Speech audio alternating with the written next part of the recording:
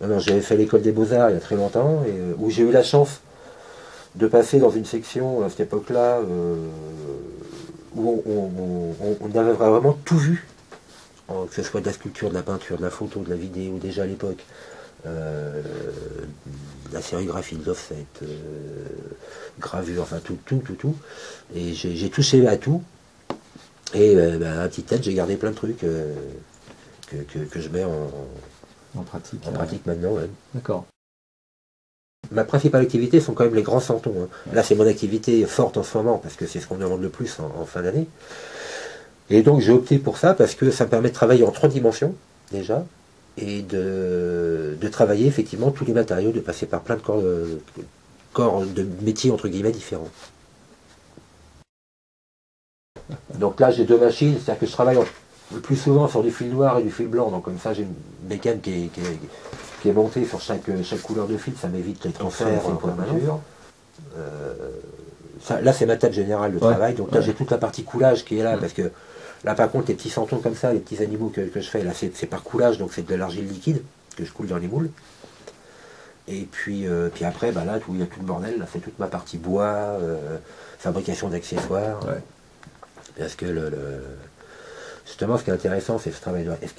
En fabriquant tout, comme ça, on voit la genèse complète du produit, et ça permet vraiment d'aller au plus près de la réalité et de personnaliser vraiment au maximum. Ça m'est déjà arrivé de faire 2-3 pièces que je suis sûr que je ne referai jamais. Ah ouais. Sur des métiers. Ouais, une fois, on m'a demandé, c'était pour un départ à retraite, une bobineuse, une personne qui faisait les grosses bobines en cuivre et tout ça. Là. Bon, ça, je l'ai fait une fois, mais je suis sûr que je ne le referai jamais. Je crois que mon plus proche confrère doit être dans le Gard, hein, dans le haut du Gard. Quoi. C'est incroyable, c'est une activité extrêmement rare en fait. Quoi. On est 180 en France, 180 santonniers, en sachant qu'il y a à peu près 85% qui sont cantonnés dans Provence, à Côte d'Azur. Et alors il y en a qui ne se limitent qu'aux santons de crèche, sur plusieurs tailles différentes. D'autres, on n'est pas tellement qui vont faire des santons habillés. Bon, moi je cumule un peu les deux parce que j'aime bien varier. Et vous en avez un petit peu, vous en avez ceux qu'il y en a en Bretagne, il y en a. Vous avez par exemple la famille Casgrain là, qui est sur Janville, qui eux font des petits. Alors c'est des petits santons qui sont comme ça, qui ont un côté naïf qui est très sympa.